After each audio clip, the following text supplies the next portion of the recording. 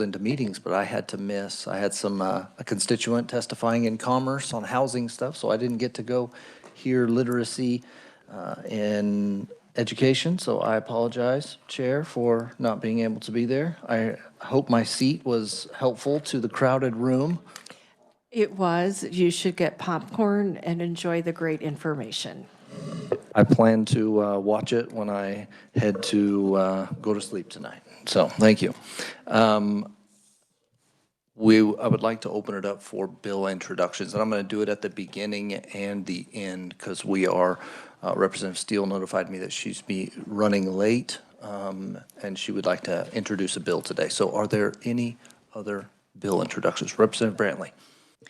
Thank you, Mr. Chair. I have a bill regarding federal funding reporting to the legislature. RS numbers RS 2580.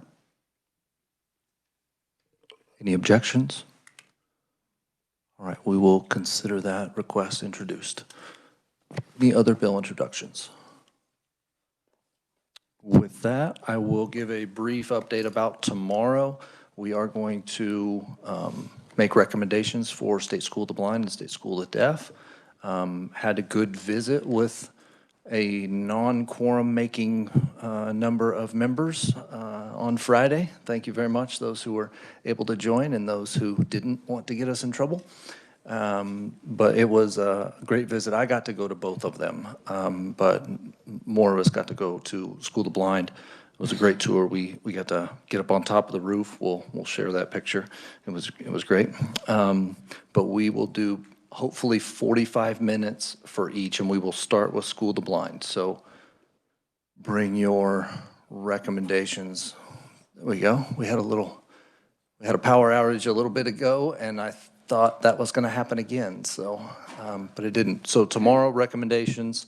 Be ready. And Representative Weichel joining us again, for sitting in for Representative Wynn. Glad you're here. Thank you. Give our regards to Representative Wynn. And then with that, we have a KSDE presentation on the state of education in our great state of Kansas. So thank you. Dr. Hartwood.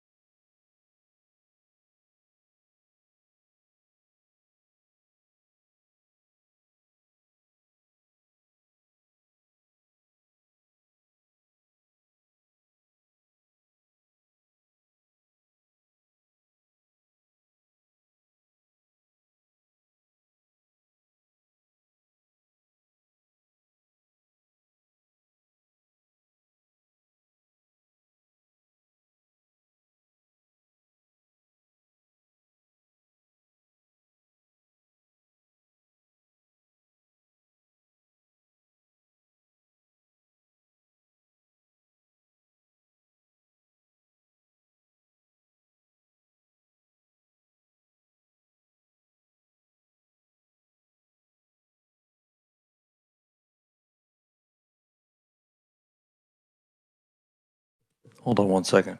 Representative Johnson? Absolutely, and I was going to say, this is on the S drive, and just... Okay. The building is, we've been having a little bit of power outage, and I think it's affecting our other Yeah. systems, and then the generator kicks in. Yeah, I asked them to save paper, and today being the day that we have a little bit of technology issues, and so we save paper, but it is on the S drive. It just may take a minute to pull up. You may have to keep trying it a few times. Thank you. All right. Proceed. So you'll notice that in 2021, there was a dip in the head count without a corresponding dip in the FTE. The reason for that, if you remember, is at that time, we actually weren't using current year FTE. It was the 2 preceding years. And so when that went down, it didn't change the FTE. So when the FTE comes up, then you'll notice it kind of evens back out. Head count will typically be higher than FTE because you can't count for more than 1 full-time student. You can count for less, but you can't count for more than 1. And so that's why it's kind of gotten back to that point. So one of the things that has been talked quite a bit about is just declining enrollment. So we saw about a 9,000 student drop in enrollment from last year to this year. 5,000 students of that makes sense because the senior class last year was 5,000 students bigger than the kindergarten class this year. There's another 4,000 students that we don't know. I mean, you can't explain it in the same way. And that's going to come up in a little bit when we start talking about consensus estimates and why we make some of the, when we start making projections for 2028, some of those students may come back, so we just never know how that's going to work out. So, as I said, the important part is that for the funding, it's the weighted FTE times the base. And so the base, based on the November consensus estimate for 2027, is 5782, which is a 3% increase. The reason that's a 3% increase is it's based on a 3-year average of the CPIU. And so this chart shows both the CPIU over those times and then also the 3-year average. So the blue line is actually the CPI. So it spiked in 2022. The 3-year average kind of went up for a couple of years and now it's going back down. The reason that number is at 3% is much closer to what inflation just is annually is that the 2022 year is dropping off of the 3-year average. So that's making a big difference in the increase in the base. So when you look at what happened with the consensus estimates, weighted FTE went down by about 12,000 this year. What we had been seeing in the past is that although the headcount was going down, the weighted FTE was not at the same rate. Even 12,000 is only a 1.8% decrease. So it's not like 12,000 sounds like a lot, but 1.8% doesn't sound like that much. So when you multiply the 12,000 reduction in weighted FTE times this year's base, that's why the consensus estimate talked about, I think it was about $130 million less. Now, if you looked at the number, it was $159 million less. 35 million of that was left over from last year. We get a lot of questions about why do we reappropriate so much every year? 35 million out of 6 billion is not very much. And so our goal from KSD when we get to the consensus estimate is we never want to have to come back in January and say, hey, by the way, you did not appropriate enough.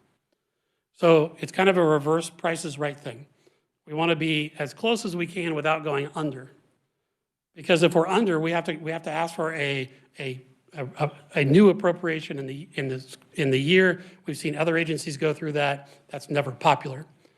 But it doesn't do us any good to overestimate because it just gets reappropriated anyway. And so that 159, 35 of that is left over from last year. The other part is because we thought we'd have more students and we didn't. And so that's where that's at. So that in next year, 2028, or 2027, it's $109 million less. That would be that weighted FTE continuing to go down. The expenditure still goes up because the base goes up. All right, so now where you may start hearing from some of your school districts about is that for several years, because the base had large increases because of inflation, districts with declining enrollment, that loss in funding because of declining enrollment sometimes got masked by the increase in the base. What we're talking to districts about now is that if you're in declining enrollment, you can't rely on the 4% and 5% increases to the base And the 3% probably isn't enough for you to weather the declining enrollment with the increasing base. So we will see more and more districts having more difficulty with this. And this has happened already. Last year, Healy closed, so we went from 286 districts to 285 districts. The state board has already approved the disorganization petition for Southern Cloud, so next year we'll be at 284 districts. And this will probably continue because of the way, just because of the way enrollment is impacting different districts differently. So you may hear some of those things. We've been trying to make sure that districts understand that if you see that the state's going to save $159 million this year, for general education, they are still fully funded based on the formula. It's just that it costs less to do it because there are fewer students. Now, that also means that those districts are getting less money, but they're getting exactly what the formula said they should get. So just any questions about that part to start with? Any questions around clarity around numbers? Representative Estes. So, see a problem on the horizon. We have declining enrollment. I can't think of a district with declining enrollment where they ever started getting more kids. Generally, it's not what's going to happen, right? So we actually do have some. So if you have a community that has had declining enrollment, and there is a change in the community, like a huge influx of jobs based on economic development, you actually will see some of that. What we actually see is when districts get really small, what happens, it depends on how far they are from the next district over. Because as a district gets smaller, one of the things they start doing is cutting programs. And parents start saying, well, I want my child to have that program, and it's only 15 miles to the next school, so I'm just going to go there. And so sometimes we see the curve accelerate because as you make difficult financial decisions and decrease the amount of programs, that can actually accelerate the decline. So I would say that, yes, we have seen districts that decline but then rebound, but it's typically because something's happened in the community. It's the exception and not the rule. So what are we telling the districts that aren't likely to grow and their fixed costs are their fixed costs? And inflation isn't high, which is a good thing, but what advice are you giving them? So at this point, we're helping them understand what that reality is. So one of the things we do is we put out an estimator, and so they can already look at what they think their 2027 budget would be based on current law. If anything changes, then we have to make changes to it. We're helping them realize your community needs to start having conversations about what that looks like. And so some districts are doing some things. One of the things they try to do is partner with other districts, contracting for certain grade levels. That can help for a while. But it is, you need to start having a conversation with your community about whether or not this is the educational opportunities you want to provide for your students. How does it work? That is very different based on geography. Again, because we have districts of under 100 students, but with 900 square miles. They don't have the same opportunity as somebody that can just, people aren't leaving because of that. And because of the nature of Kansas, we still need people living there, doing the things they're doing, so we need to provide education. So those are the conversations we're trying to have with them. How are you planning for the future? Thank you. Other questions on the first part of this presentation? If not, you may proceed. So the base will be finalized in April. The 3-year CPIU average is actually based on April to March, and then you take a 3-year average after that. So we do a monthly average for those 12 and then an average after that.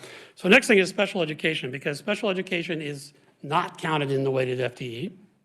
And so we look at trends in special educations, and one of the things we find out here is that we have not seen the same decrease in the special education population, even though we've seen a decrease in the overall population. So what that means is the percentage of special education students is increasing.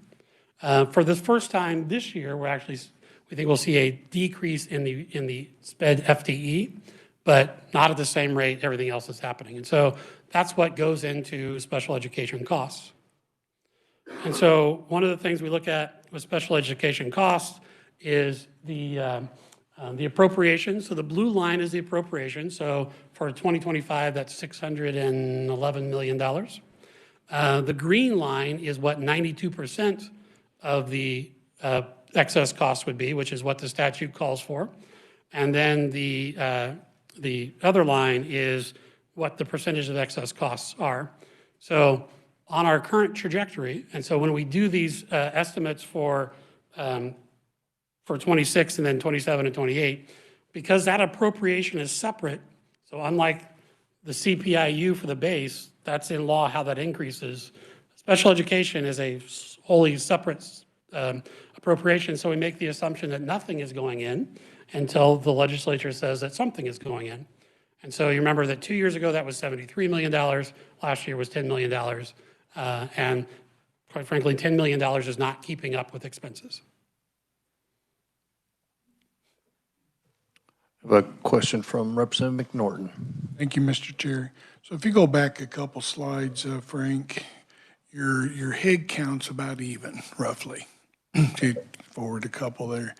So why is our estimated cost for 2026 up another $100 million? Mostly because of the increase in the base. So for 2026, it's down from what, so the consensus estimate has been modified that it's down from what it was supposed to be, but it's still more than 2025 was. Because we're sending out more funding per student, per weighted FTE. So the increase in the base is more than what you see in savings and fewer students.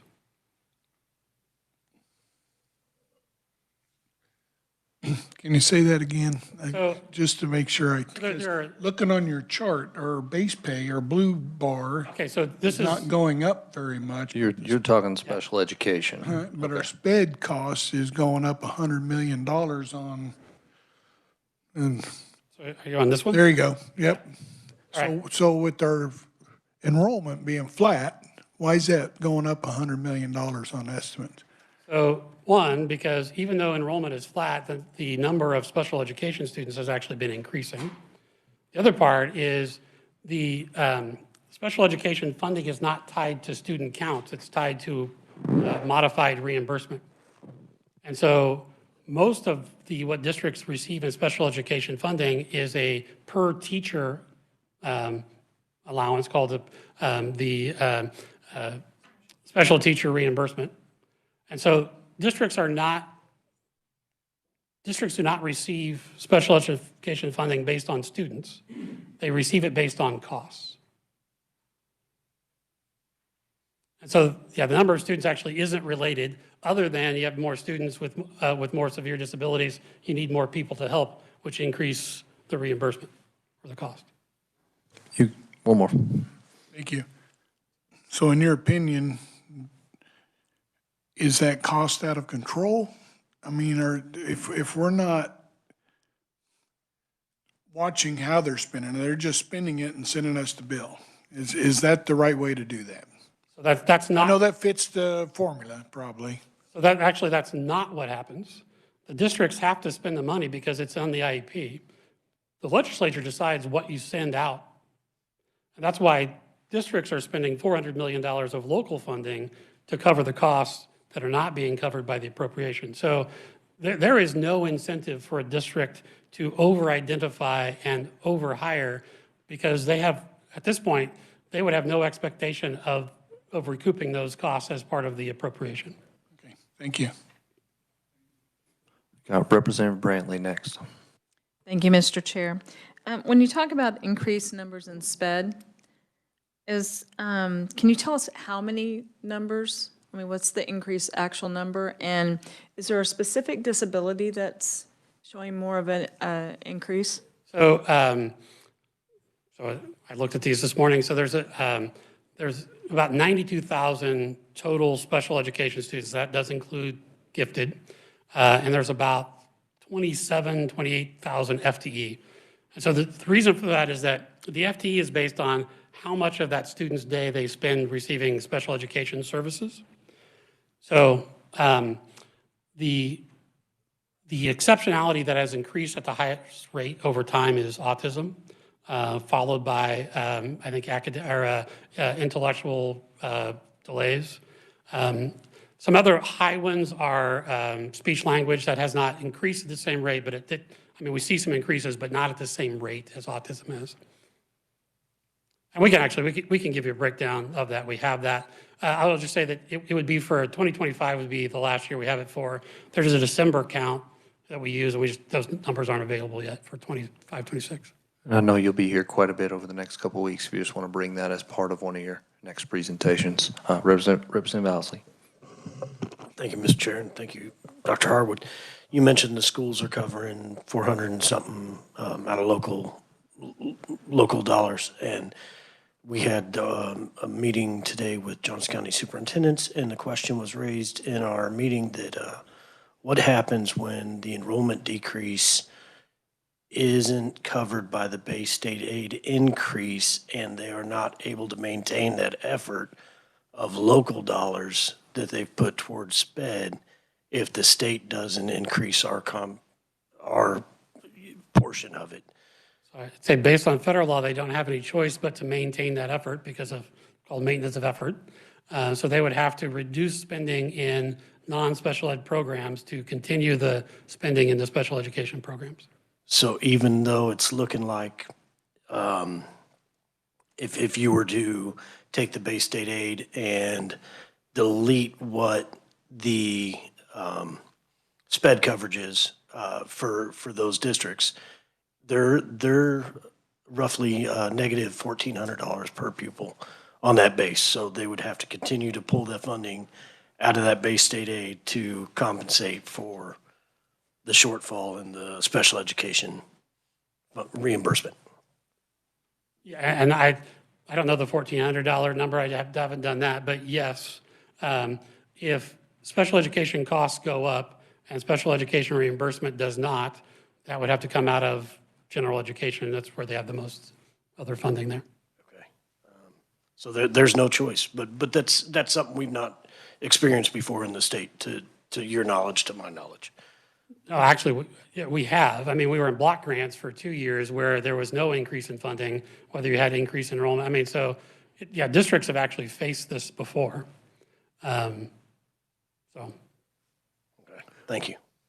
Wanted to check online. Do we have Representative Schmoy online? She told me that she wasn't feeling good, and she said she'd be online, but I wanted to check to where if we needed to be watching out for her. Representative Steele. Thank you, Mr. Chair. Hello, sir. Sorry it's a little late. I understand that there are certain diagnoses that are going to keep children on an IEP for the duration of the time that they're in school till, they're 21. But not all IEPs are that way. Do we have an average length of time that someone is on an IEP? Is that increasing, decreasing?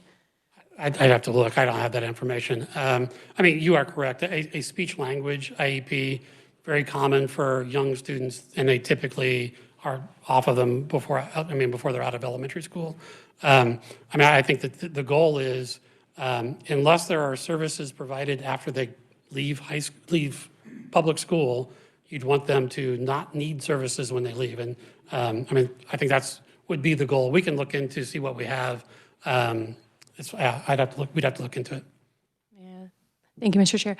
I only ask because when I visit with my schools and they say that the numbers of exceptionalities is increasing, but it doesn't seem that we're getting anyone off that's been on for a while. So I'm just concerned, are the things that we're doing actually working, or are we spinning circles? And I would say that, when you look at the autism spectrum disorder, which has the highest rate of increase, you would also have less likely that they would leave the IEP later on. So, we'll look into it. Thank you. Thank you, Mr. Chair. Thank you. Seeing no other questions, I'll allow you to continue. All right. So the next thing I want to talk about is K-12 education as a part of the state budget. So we hear a lot about the increases in what the state is paying for K-12 education, which is correct. But I've always kind of been told, well, K-12 education is more than 50% of the state general fund. Well, that's not true anymore. And so K-12 education has become a smaller part of both the general fund and the total state budget over time. Now, that could be because the state budget is going up. But the other part that's interesting, if you look at the yellow bar along the bottom, K-12 education is also a smaller part of Kansas's GDP. So there is more economic output in the state, that's been increasing, but at a faster rate than we've actually been spending on public education. And so when we think about costs and inflation and costs go up, another side of that is the analogy that I use for some other folks is when you look at inflation versus, like the inflation index versus a wage index. If your wage index goes up faster than inflation, you actually have more disposable income over time. And so, and then you make choices about how you're going to use that. But I think it's important to note that although K-12 expenditures are increasing, it's at a lower rate than the Kansas economy is. So just wanted to point that out because I thought it was interesting. All right. And with that, unless there are questions about my part, I'm going to turn it over to Dr. Nugent to talk about school improvement and student outcomes. I think we'll get him back, but if you have any questions for Dr. Harwood right now, seeing none, welcome to committee. Thank you, Chair Getz, committee. I appreciate the opportunity to be here. As Dr. Harwood said, I'm about 7 months into the position, so I'm going to do my best and really talk mostly about the things that I have the most knowledge about coming into the position. So if there are things you ask that I don't know, I'm happy to find out as well. I really want to start off with school improvement, and that will lead into school outcomes. As school improvement, when you look at our model from a holistic view, it will begin to put context around, I believe, some of the other areas I'll be diving into today. So as was referenced a little bit in the last meeting over literacy, I think it was Representative Estes talked a little bit about KISA and the accreditation process. And what we're really trying to do is align our school improvement model to be more encompassing, but really to align our resources and practices around 4 components of school improvement: quality instruction, standards alignment, structured literacy, and balanced assessment system. So that would prioritize some collaboration support and evidence-based practices so we can really begin to see some growth in our outcomes. So we have a theory of action that if we strengthen coherence across Kansas, focus on those 4 fundamentals that I just listed, then we can begin to develop a more focused approach to knowledge and skills that are going to lead to some greater outcomes. When we look at the mechanisms of school improvement, the one that most often comes to mind is accreditation, KISA 2.0. But as the legislature has really worked in recent years through at-risk funding, we're really looking at at-risk accountability through the pilot, which now will not be a pilot anymore, but that focuses on school improvement. The legislative needs assessment really focuses on where are you going to put your efforts and funding towards school improvement. And then our title services through ESEA also are a component of school improvement. If we look at all of those 4 things separately, then we are not focused within our districts. So we've got to start looking at all of these as one combined coherent system for school improvement. That would be identifying students who, or schools, districts, and students who need more support, the appropriate plans that we can put in support of them, as well as evaluating what we're doing to improve schools. Often we've really tried to identify schools, but we really need to put the focus on whole systems. Sometimes we'll identify a school that needs improvement, And then that school gets off of improvement, and another school within that district or system goes on. If we can look at this from a systems approach, then we can align better to the needs and make movement happen and stick and last. Districts are often juggling multiple plans, multiple timelines, and then they start prioritizing. I need to work on at-risk. I need to work on KISA. We should be focusing on school improvement, period, not each one separately. That would mean we have coherence, clarity, and leads to impact. So unified efforts would strengthen teaching and learning. It would reduce fragmentation. And then it's going to create a system where each of those mechanisms, again, KISA, at-risk, title services, and our needs assessment, all are working together using those 4 fundamentals. That was balanced assessment, standards alignment, structured literacy. All of those have to come together under the realm of school improvement, quality instruction. So any questions just about school improvement before I get into outcomes? I think that leads to context about we have to address all of those before we can hone in on our outcomes. I appreciate, thank you for your presentation.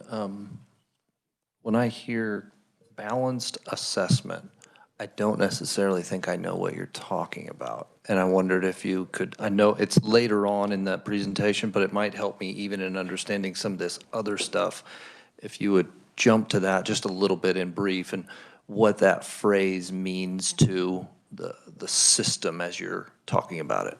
So a lot of times when we think of assessment, we think of the bigs, right? Those end of course summative assessments, the state assessment, the ACT, very important. A balanced assessment system looks at every assessment we give along the way, formative, end of unit tests, anything that we do along the way that then gives us the best information we can have leading to that summative. When we look at a balanced assessment system, we're really looking at a system that can help drive instruction and really make the best difference in the outcomes that happen later. Are there some programs that are in existence right now? I know that 443, my home district, has a partnership, and we went to a training that kind of talks around that, but the different kind of pilots that are out there right now, if you'd speak just briefly about those that are.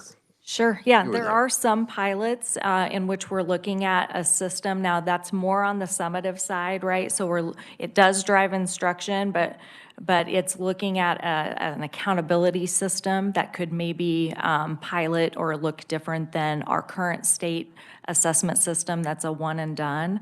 But in addition to that, a lot of curriculum that is out there really has a balanced assessment system built in. So you're asking students the right question because questioning is a form of assessment.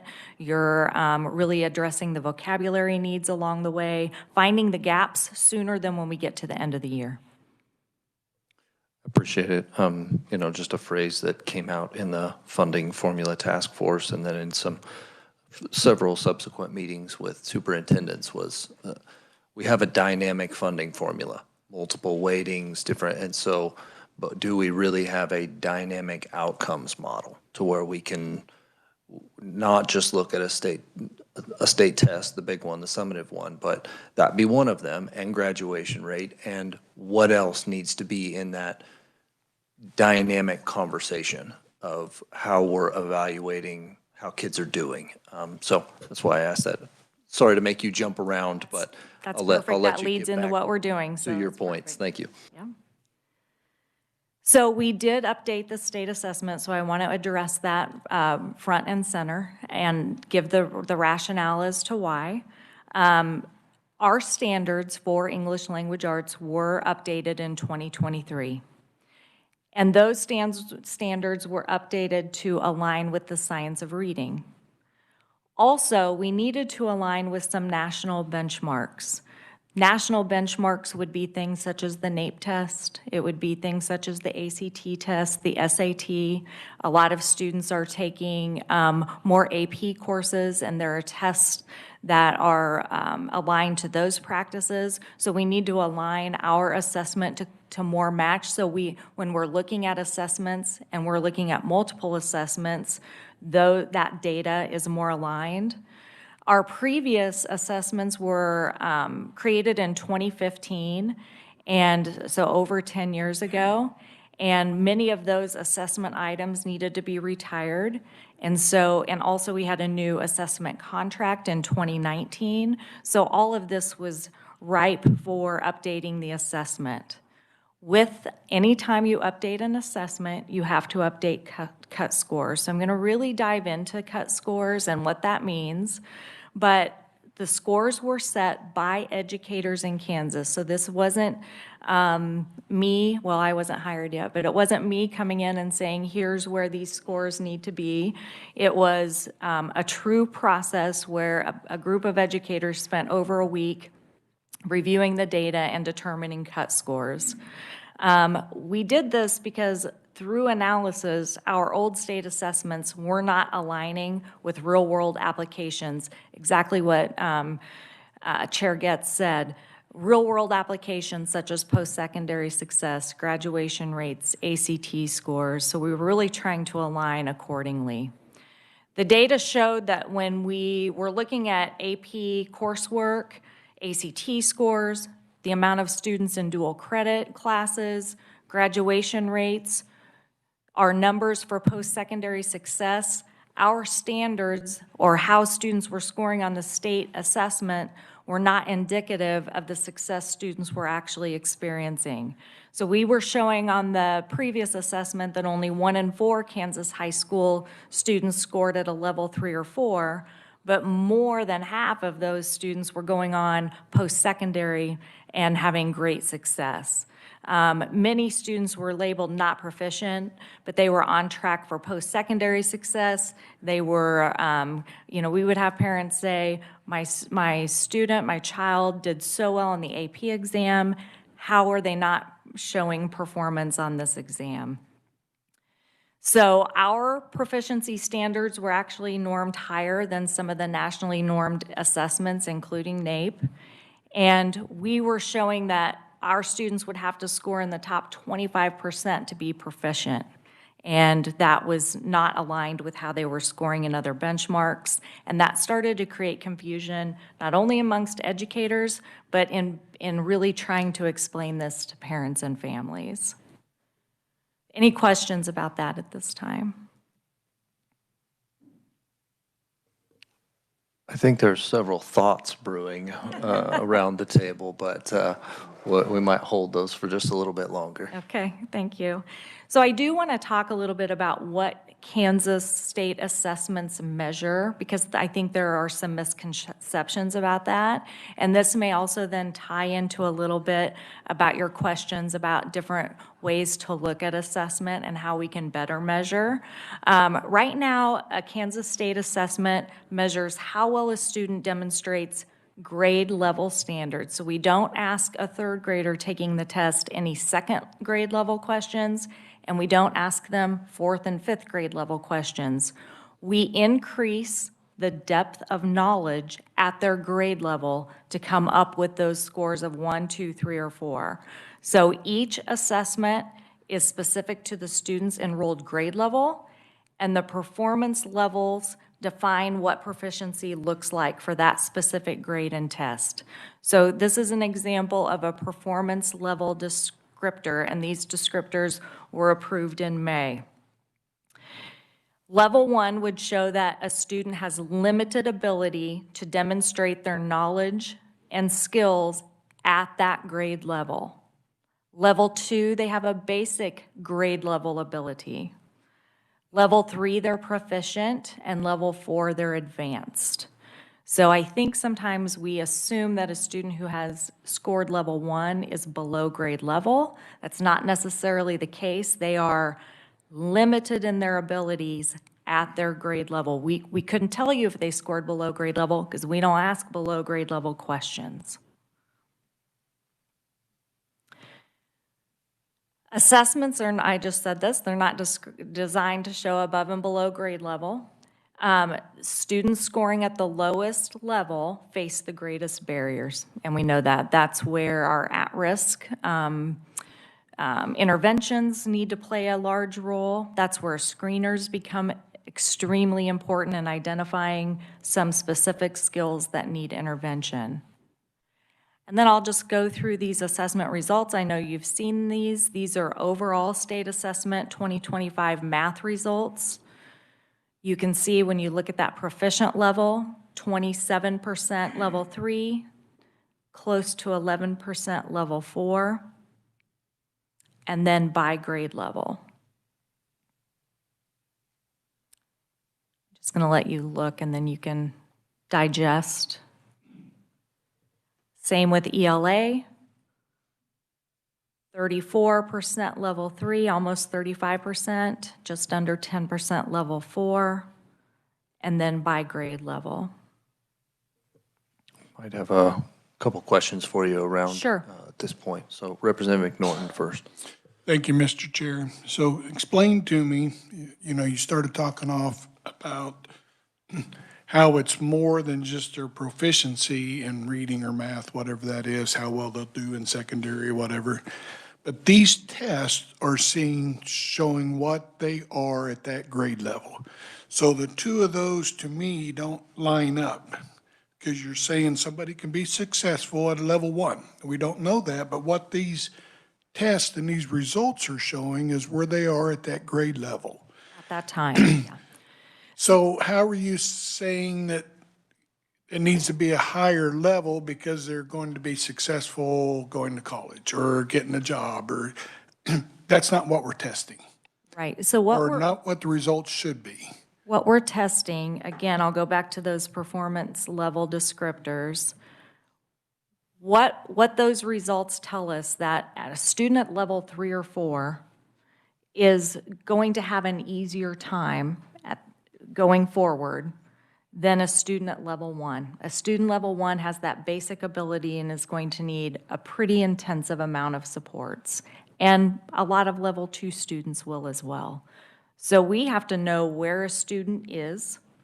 We really need a balanced assessment system that we can identify that along the way, provide those supports, and then hopefully move them, or I never like to say close the gap, because that means we stand still those at level 4. I want to continue to move those level 1s and level 2s to higher levels. But this identifies this is where a student is at this point in time, and they're either going to have a limited or a basic, a proficient or an advanced ability level at that grade level. Does that answer your question?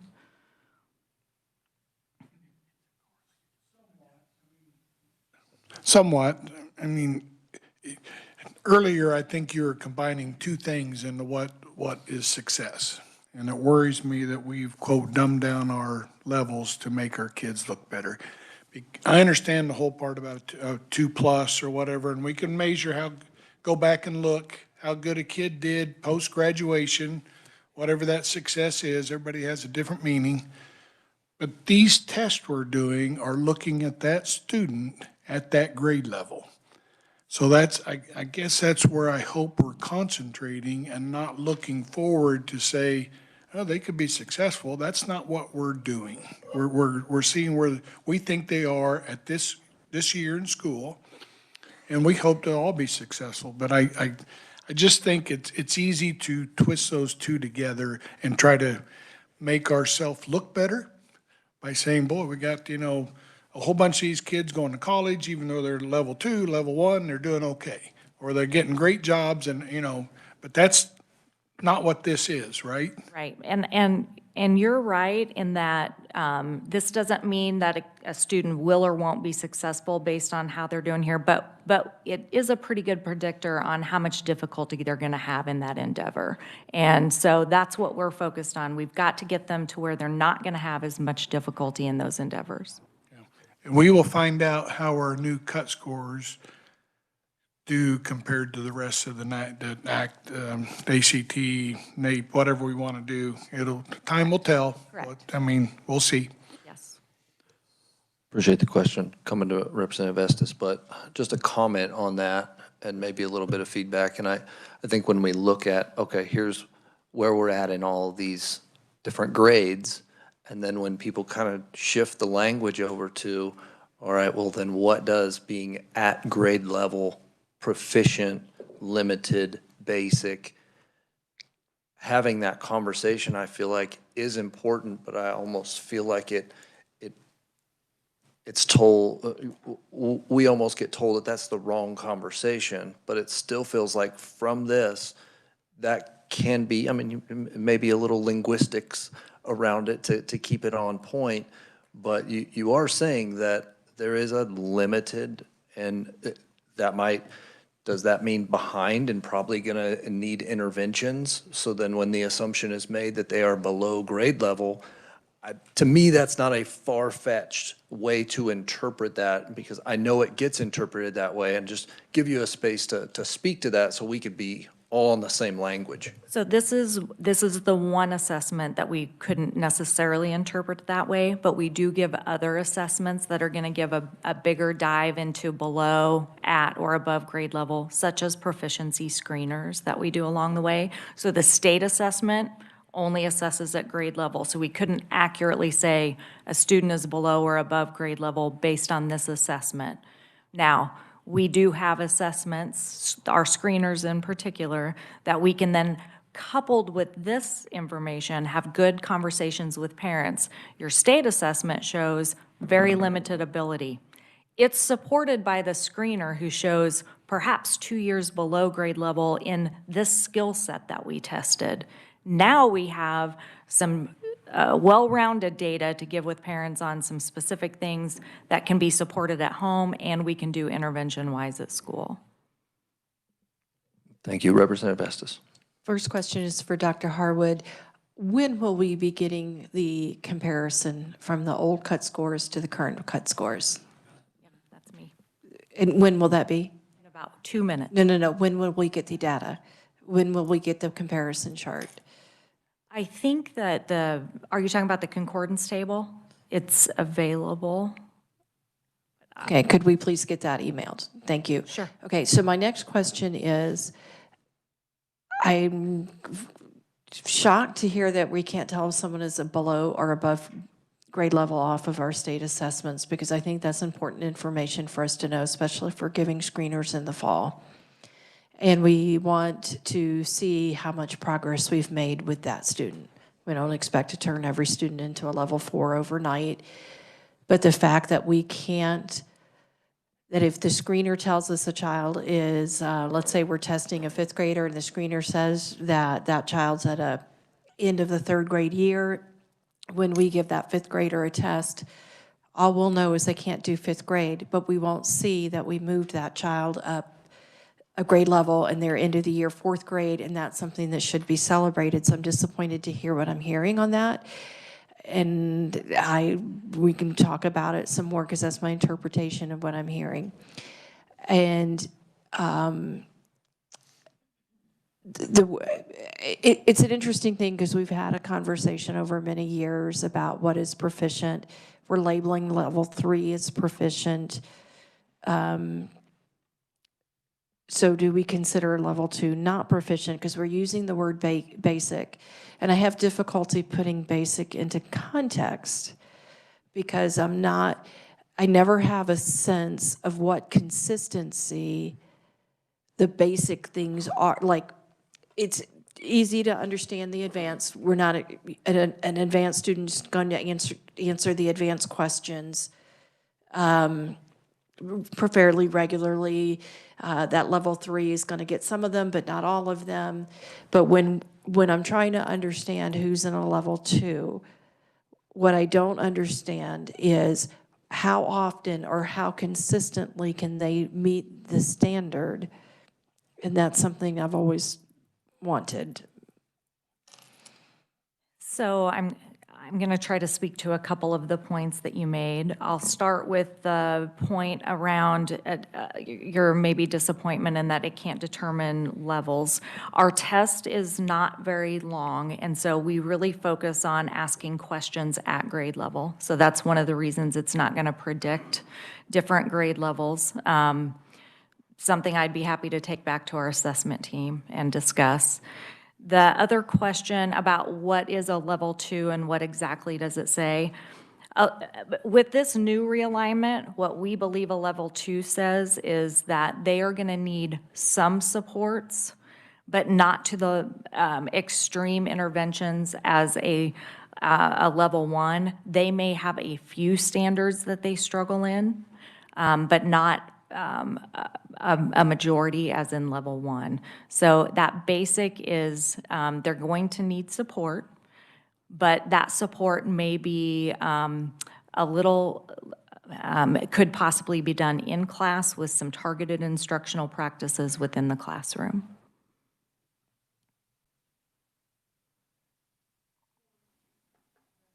Thank you. The difference between a 3 and a 4, how consistently, let's say the standard is, the multiplication, how consistently are you expecting them to get the right answer to a multiplication question in order to be a 2 versus a 3? So it's not the amount of questions that they get right, it's the depth of the type of question that is asked that differentiates the levels of questions. So a level 1 question might be a multiplication one-step problem. A level 4 question might have several components that a student has to think through to get an answer, which makes it a grade level standard, but at a higher depth of knowledge. So how many questions are on the test? This year, there were 40 questions on the test. Thank you. Representative Steele. Thank you, Mr. Chair. I share the same disappointment and frustrations that the previous representative did, that we completely moved the goalpost, and trying to hide behind it behind cleverly placed words is really getting frustrating. Our NAEP scores have continued to go down, and our ACT scores go down. So if NAEP and ACT are both down, those were both released this fall, how can we, help me understand? I'm not sure what your question is. Can you? If we have NAEP scores that are decreasing and our ACT scores are decreasing, we moved the goalpost so it looks like we're increasing, things are not lining up. Yes, I'm going to talk about our concordance table so you can look at, so you can see those comparisons, and I'll also be talking about ACT scores in just a minute. I think that might help answer your question. Mr. Chair, if I may, one more. The other thing that I think is really important to have a conversation about is that our colleges and our community colleges are reporting a drastic increase in students that are coming to them that cannot read and cannot do basic college algebra. And every college that you speak to talks about this, and they're concerned about this. And so again, moving the goalpost doesn't correlate with what our colleges are telling us. Are you going to be able to speak to that? Yeah, I can't really speak to the college stuff other than the number of students that we have currently in K-12 completing college coursework and dual credit coursework. I think Dr. Harwood will be speaking to that. And I would push back a little bit on us moving the goalpost, but I promise to get to that, and then you can question me some more on that. Thank you. Thank you, Mr. Chair. Got a couple more. Representative Brantley. Thank you, Mr. Chair. Thank you for coming today. So my input's a little bit different. I just finished teaching 6th grade for the fall. Parent-teacher conferences, I sit down with the printout from the kite with the parents saying your student in math is a 2, and they look at you like that means nothing. When we have those descriptors, then we can give them back. It's really hard to tell them your child's a 2 or a 3, or it means nothing. And I wish we could have some sort of information for them to actually tell them where their child is at that grade level. The second part of that is, I only taught the fall. I received the state assessment results for last year's assessment from March in September, October. I didn't even have those students. It meant nothing to me. So how can I improve? And we know that good teaching, you remediate, you teach, you remediate, you assess, you repeat, rinse, repeat, go. How can we better do this so that we're not waiting 7 months to get the results back when you don't even have the students anymore? If there's an errors, and one last thing. So when we talk about math, think of a stairway with the skill sets developing one on the other. If my student in September is missing a skill set and I don't identify it and I get there later, it's really hard at the end of the year to say your student is a 1 and I can't tell them what skill set they've missed. We've got to do better. We've got to be able to bring those skill sets to them and be able to tell them when I say a 2, what does that mean? And not 7 months later when I don't even have them. Thank you. Representative Johnson, did you have a question? Thank you, Mr. Chair. I'm still trying to go back and catch up on benchmarks. I know that the federal Department of Education is kind of floating in the wind. Is that a fair? I'm not quite sure. Where are the new benchmarks, or who is establishing benchmarks at this time from us? For the feds, or? Yes. The federal testing requirements have not changed at this time. So anything that they have told us has to be tested, and the timelines for those, nothing has been changed from the federal government at this time. Do we still have a Department of Education functionally? We do. Okay, thank you. I want, because I think there's a little bit more presentation left, and Dr. Harwood, and I'm just looking at the clock. I may kind of pause some questions for now after this one last one, our special guest, Representative Wankel. Thank you, Mr. Chairman. I wanted to circle back to something that Representative Estes asked about being able to see the trajectory of improvement in children. I have a 3rd grader in a kindergarten in public schools, so we haven't done the state assessments yet, although my 3rd graders are very aware it's coming this year. But twice a year, I think twice a year, maybe even 3 times a year, we do get their fast bridge tests. So we are able to see the how our children have changed, either becoming more proficient in math or in ELA or not. Is that something that every school district does throughout the year so that parents can see that change? Yes, every district is required to utilize a screener. Your district utilizes FastBridge. There are other approved screeners that are being utilized, but yes, the requirement is currently 3 times a year. With that, I'll give you some time to finish your part of the presentation. We might grill you a little bit more. I'm gonna jump to the concordance table because I know that's what you all are very interested in. So the concordance table, it really is used to show the relationship from the scores from 2 different assessments. So it would be the previous 2024 assessment to the new 2025 assessment. The assessments are not identical, so the scores are linked, but they're not interchangeable. The concordance table does allow us to monitor outcomes from when an assessment changes. So it kind of can help a district understand patterns. You all understand patterns. It's approximately relationships, not exact matches, because the tests are not exactly the same. So essentially, when you look at a concordance table, it's going to assume student performance, similar student performance distributions across the way. So we are hoping that to Representative Steele's point, that this is not huge jumps, and I'll kind of explain that as we go along. This is a statistical linkage, not identical test content. When you're looking at a conversion concordance table, you have to look at the same subject and the same grade level. So you couldn't look at a third grade math concordance table and a fourth grade. You look at grade to grade level to grade level. What we should not use a concordance table for is to compare individual students across grades. You wouldn't say this person scored this in third grade and this is what it would look like in fifth grade. You're looking at third grade to third grade score. So how a student did in third grade that might have scored this, and it would have equated to this score in third grade that same year.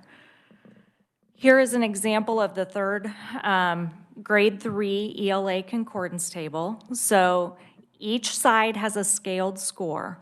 The 2024 scaled score numbers started at 220 and they ended at 380. The 2025 scaled scores are 400 to 700. This was given as a really good way to look at it. It's kind of like they're not identical numbers. It would be like comparing Fahrenheit to Celsius.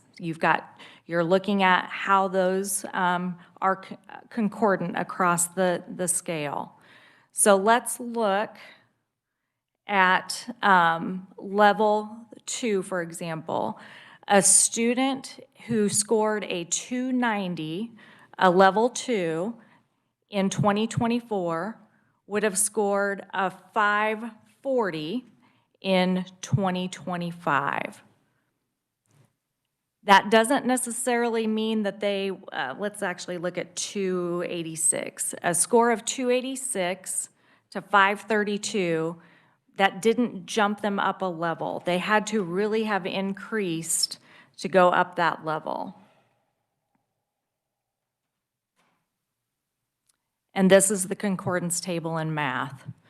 So I think to your point, Representative Steele, the levels are now more closely aligned to where students we did predict to score in the past assessments, and we just did not have those aligned appropriately. We're going to pause you right there. These numbers are interesting. Representative Steele, and then I'll come to Representative McDonald. Thank you, Mr. Chair. Okay, so just trying to put everything together, if this particular third grade math test was 40 questions, is that correct? Okay. And to the representative's point earlier about measuring on grade level, but I know at least for ELA that the amount of standards that we have for each grade is astronomical. So how are we really testing all of those in a 40-question test to really know if they are at grade level, and if they're not at grade level, how do we know if they're measuring those standards? So not every standard is most likely measured on a 40-question test. The use of high-quality instructional materials that are covering standards at hopefully the right depth as needed for the grade level. But we do have standards that are more prioritized than others that are on all of the documents that curriculum resources that teachers have access to, and are really explained as to what standards, like let me give you an example. A third grade and fourth grade may have some similar reading standards, right? But they build upon each other in fourth grade. So we may or may not cover the same depth of that standard at the fourth grade level that we did in the third grade. Thank you, Mr. Chair. Is it on those charts what the old level one, like if level 1 was 0 to 200 and level 2 was 201 to, like, is that on these slides? Yes, level 1 was, if you look on the left side, level 1. I can't. Oh, sorry. Level 1 starts at 220 and ends at 275 on the left, and it's 400 to 511 on the right. I'll I'll make sure you get a copy. pull it up. It's just we moved goalposts, sorry. Thank you, Mr. Chair. Representative McDonald. I kind of take issue with what you said, but I'm going to stick with what I had planned to say. Welcome to our committee, Dr. Nugent. I really appreciate you being here. When our chair said that we have a dynamic funding formula and we're questioning whether or not we have a dynamic evaluation system, that really resonated with me. I think you really articulated that well.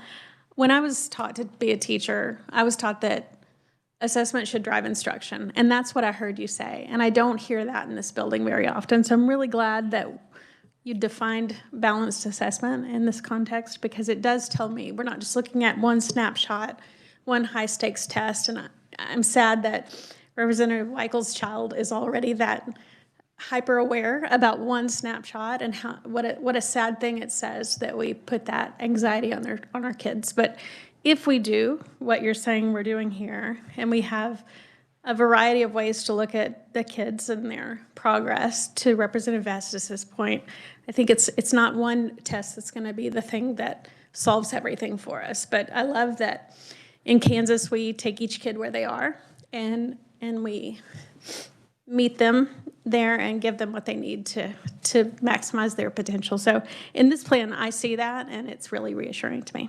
Thank you. Any other questions at this point? We'll let you finish out then. I wanted to finish with some ACT data. We are seeing our state trends really align with our national trends. They are not moving in the direction we want, but at a slower rate. Now, here are a couple of points to make on the ACT, and these are not excuses. We have to do better. I realize that. We are finding, because colleges and universities don't require the ACT as much for admittance anymore, students aren't taking it more than one time, and often the more times you take the ACT, the better you do, which improves those scores. So that does account for some of this. Also, because we offer the ACT free, we have more students taking it. I think that is great, but many students who take it, that may not be their trajectory in terms of this assessment. So that is just one more thing to consider about the ACT, but I will put that trend average back, and if you have any questions about ACT before I turn it back to Frank. Just have one follow-up, and then I'll come to you, Representative Sure. You know, I think some of the angst and the heartache around this change really comes from, you know, we have to look at this from a very high level. And we've got to look at it on multiple years and budgeting out way ahead. And for us to, in a sense, can be told we can kind of compare past to present to future.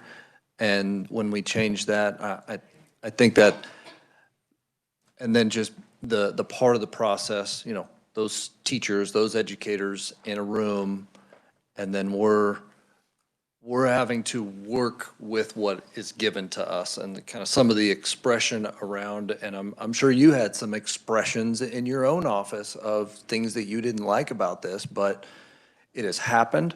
We are going to deal with it, and we are going to find the best solutions that we can to help our education system move forward. So I just wanted to speak to that for a second of it is, we were very excited about longitudinal data, and now it seems like that, it's not that it's impossible, it just, this made it a little bit harder. And so it added another layer of conversations that had to be had before we could get to that possible solution in our circumstance in education. So just wanted to say that. Representative McDonald. Thank you, Mr. Chair. I have 2 teenagers who have really been taking ACT many times in the last few years. And in Olathe, the school district, we have opportunities to do a lot of test prep. Some of it I have to pay for out of my pocket. But I think in general, it's a focus of our district to try to prepare kids. How widespread is that on the state level, and is that the norm? It's hard for me to know. I don't know that we've done any studies on what is offered to prep students for ACT, but it's something I could definitely take back to our assessment team. I just think it would be really helpful if we're not helping kids gear up for this, and it's such a high stakes thing, and it's a measure of success, then I think it's worth an investment. Thank you. Any other questions? All right. For now, thank you so much for your presentation. Hope to have you back again. Dr. Harwood.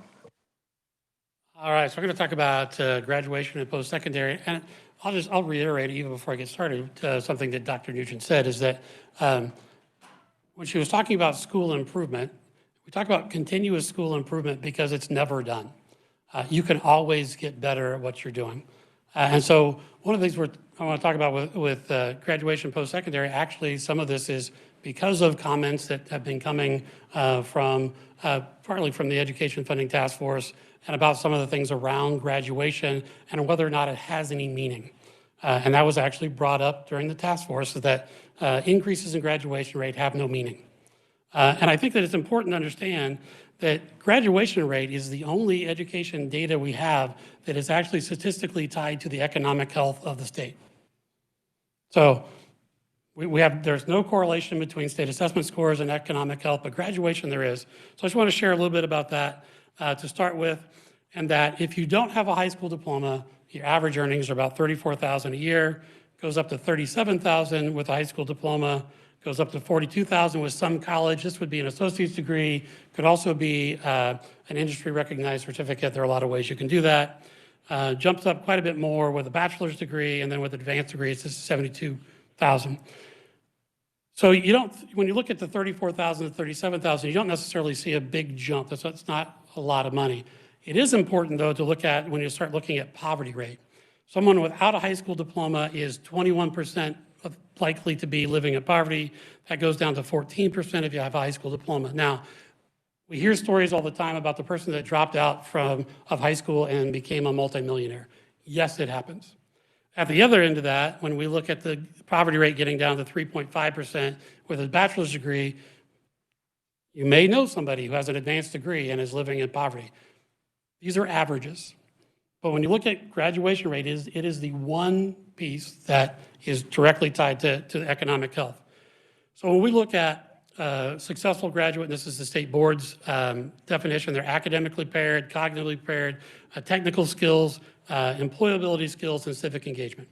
So that actually goes far beyond what we used to think about with graduation rate, and gets into some things that some people talk about.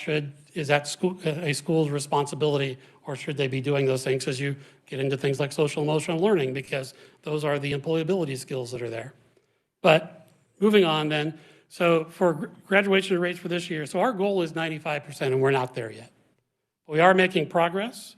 So for all students, we've gone up by about 4.4% from 2016, which is nice. We're actually above 90% now. We have one of the highest graduation rates in the country. More importantly, though, as we look at some of the other groups like English language learners, again, I won't talk about closing the gap, because you can close the gap in two ways. You can have everybody else do worse, or have everybody else, or some group do better. So what we want to do is decrease the difference. So we want all students to increase, and English language learners are actually increasing. Their graduation rate is increasing faster than all students group. That's also true with free and reduced lunch students and students with disabilities.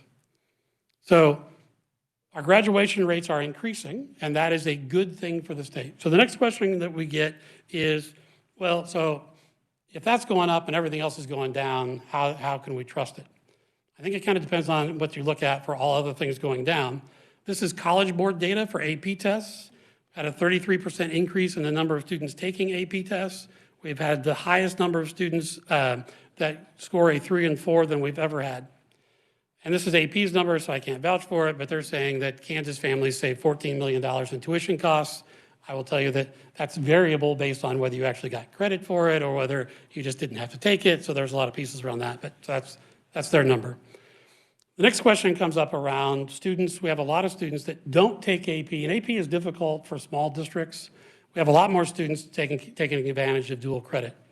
And so this year we had the highest number ever of students taking dual credit courses. This is a duplicated number, so that's 40,000 courses that were taken. With about 35,000 students per grade, that would be over half. You just look at the juniors and seniors, so it is a duplicated number. More impressive is that we've had the highest number of post-secondary credits earned by high school students. So this brings up the question of, if students can't perform in college, how are they performing college-level work in high school? And so we're seeing more and more students get college credit before they leave high school. And that does suggest that there are some good things about the things that are going on in high school. The next part about that helps with the economic development, because CTE courses are directly tied to workforce needs. We have more students taking CTE courses. That there has been a shift. When you start looking at that number of students I talked about with some college, we actually probably see that we're going to get more students in that area, and that could be at the expense of bachelor's degrees, because students are finding out I can get a career that I want without a 4-year degree. And so those are some of those things, and CTE courses are tied to that. All the CTE pathways are reviewed on a regular basis to see if they are in line with Kansas job needs and jobs that are actually also job availability. So we start looking at, are our CTE programs actually providing for the employees that employers need, and are there jobs for them when they leave? The next one is about technical colleges. We've seen a large increase in the number of students that are earning credits from technical colleges. This is a really important thing for especially our smaller districts that don't have the enrollment to be able to offer a lot of different pathways. They can partner with technical colleges and junior colleges, and then they're able to offer these pathways to students, even though it's only 1 or 2 students coming from each one. So that's important. The next part that goes into, so we have a measure called post-secondary effectiveness. So I'm going to talk a little bit about, just a reminder, what this means. So we measure post-secondary effectiveness by multiplying the graduation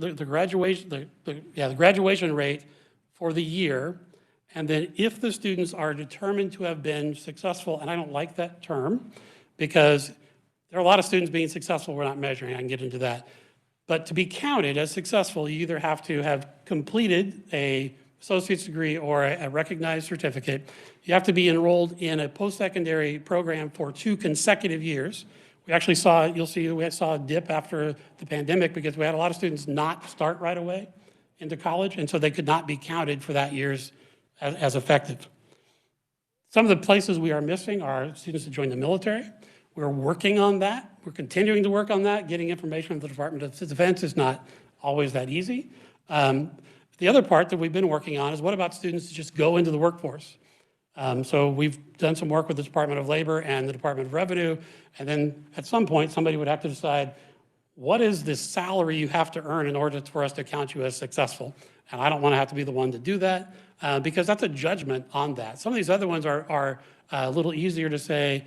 You know, post-secondary, the idea for high schools is that if you got to come back your second year, then at this point, if you don't make it, some of that goes to higher ed because you got to come back, or you've had one of these other ones.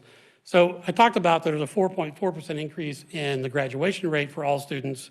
We've actually seen a 6-point increase in post-secondary success over 9 years. And that actually includes that time where we actually saw a dip, a lot of it because students were making different choices around the pandemic and starting programs right away. So again, our goal on this is 75%. Because we've been told it's a Georgetown study that in Kansas, about 75% of the jobs require something after high school.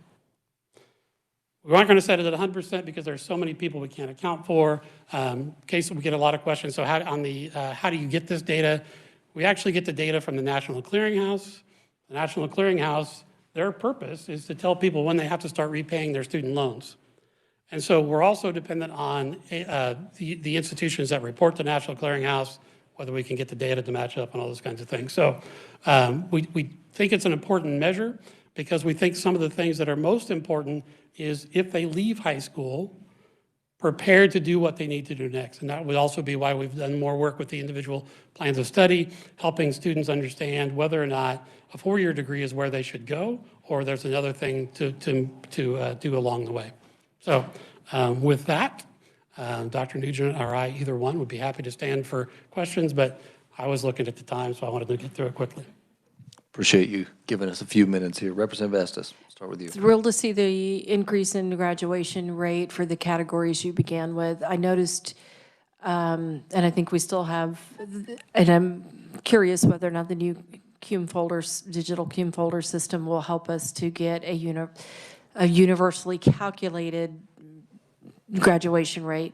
We can save that discussion for another day, and I can describe for you what I mean. On this slide, the group that I'm missing, and one that I'm very concerned about, are our foster children. What's happened to their graduation rate?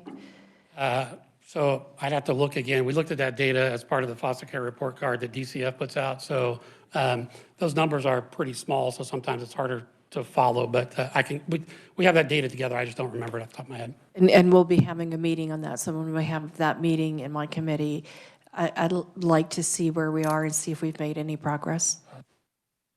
I will say that because that group is so small, variability is going to be a big thing. But so any 1 year is going to be difficult, but we should be looking for an upward trend, yes. Representative Brantley. Thank you, Mr. Chair. This is kind of just a front load for when you return. Okay. We talked earlier about IEP numbers going up. I would like to see the data on indicator 17 to see if we're closing those gaps for our students that are on IEPs. If you could bring some of that next time. Thank you. With that, if there is not any other questions, I just want to thank you both for presenting. Committee, this is, to kind of give us a taste of where things are at. We've got all of us are very passionate about this issue and have our perspectives, and I appreciate you bringing your data and answering our questions. Just really appreciate it. I need to do two things. Let me do request for bill introductions one more time because Representative Steele. Thank you, Mr. Chair. I would like to introduce 26RS2776. And this is dealing with boards of education and requiring each board of education to allocate membership association dues to individuals rather than a board as a whole. Any objections to the introduction? If not, it is introduced. Thank you. Thank you, Mr. Chair. And then also wanted to give a little bit of time to Jennifer. Thank you, Mr. Chair. I have the comparisons between the agency request, the special committee on the state budget, and the governor's recommendation for both the School for the Blind and the School for the Deaf.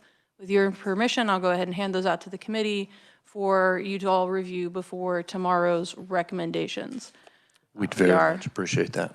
We will have a updated SIBF table for you as well, but that is not today, so. Excellent, thank you. We'll wait for you to hand those out or somebody can help you. Thank you very much.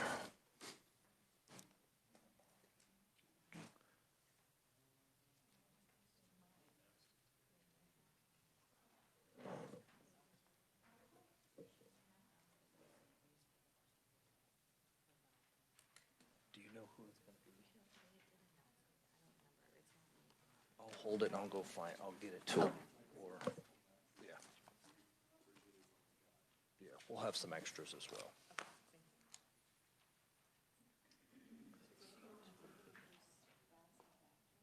Do you want to talk through that real quick?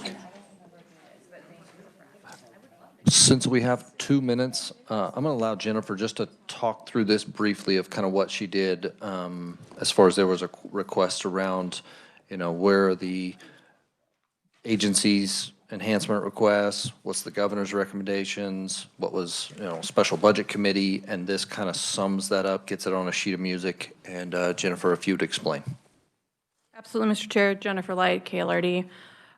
Each of them should look pretty much identical for you. The top is for 26, the bottom half is 27. The way that we structured this is so that it would match the budget summary documents. So everything that is in the budget summary is listed first, and then anything that is on top of the budget summary that is either a governor's recommendation or a special budget committee recommendation that does not affect one of the requests from the agency is listed below that. So, for example, on the State School for the Blind, you will see that the comparison has the agency request and then then a solid darker line, and then the special committee on the state budget's recommendation, solid line, governor's recommendation. For each of the items, we lay it out just down as a table, so you could read each one of these 3 tables as its own. And so if you look at item number 8 in fiscal year 2027, you can see that USD 233 traditional pay parity for 181 days. You can see that the agency request does not include that, but the special committees and the governor's recommendation both does include that dollar amount. And so that is how you would be able to tell the difference between what the agency's rec includes as compared to the others. The same thing is true for the comparisons between the agency rec, special budget committee, and governor's rec for the Kansas State School for the Deaf. Happy to answer any questions that anyone may have as they're reviewing this document, either today or tomorrow. And I'm happy to stay after for any further questions if somebody has it, or answer anything right now. Like Representative McDonald. I just want to express my gratitude. Thank you for doing this. It's really, really helpful for me. Are other budget committees requesting the same thing, or are we getting special treatment? I can't speak as to what the other budget committees are doing. I am in this budget committee, and in this budget committee, I have this document. All right, well, we thank you. Thank you very much, Jennifer. You do a wonderful job. All right, with that, if there is not anything else for the good of the committee, we are adjourned.